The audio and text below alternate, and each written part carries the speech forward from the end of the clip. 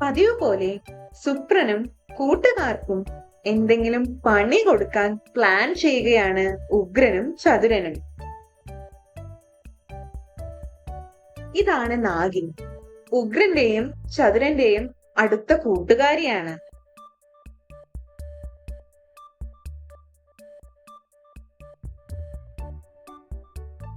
ഉഗ്രനും ചതുരനും നാഗിന്റെ അടുത്തെത്തി തങ്ങളെ സഹായിക്കണമെന്ന് പറഞ്ഞു.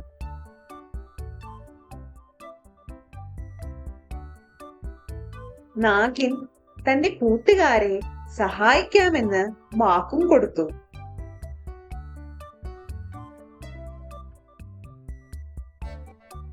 ആ സമയം മറ്റൊരിടത്ത് ഓടി നടക്കുകയായിരുന്നു നമ്മുടെ മാളു.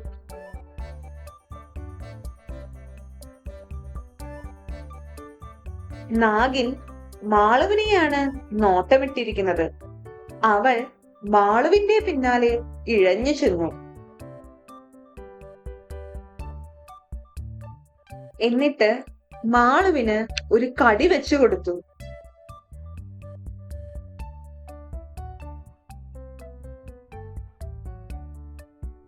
പാമ്പിന്റെ കടി കിട്ടിയ മാളു ബോധം കെട്ട് വീണുപോയി.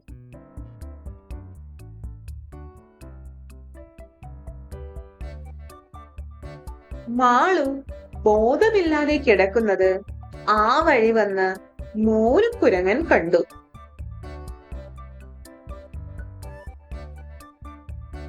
മോനു ഓടിപ്പോയി സുപ്രനോട് കാര്യം പറഞ്ഞു.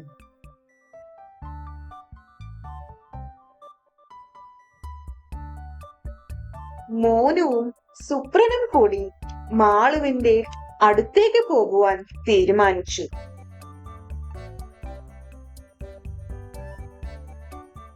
മാളുവിനെ പാമ്പ് കടിച്ചതാണെന്ന് അവർക്ക് മനസ്സിലായി.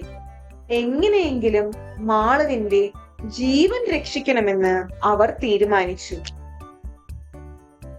സുപ്രൻ മാളുവിനെയും എടുത്ത് പൂച്ചവൈദ്യന്റെ അടുത്തേക്ക് ഓടി.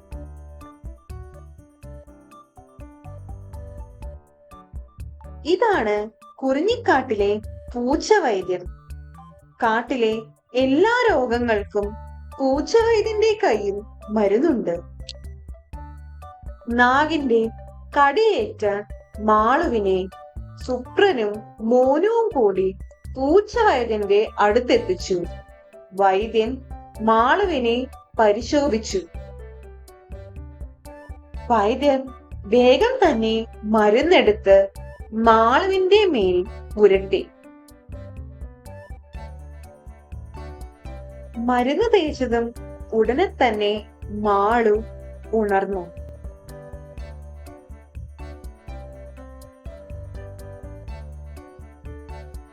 അത് കണ്ട് എല്ലാവർക്കും സന്തോഷമായി.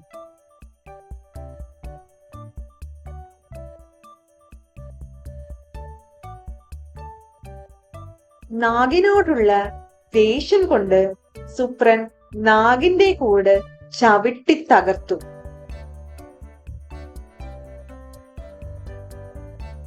കൂട് തകർന്ന നാഗിൻ വേഗം അവിടെ നിന്ന് രക്ഷപ്പെട്ടു.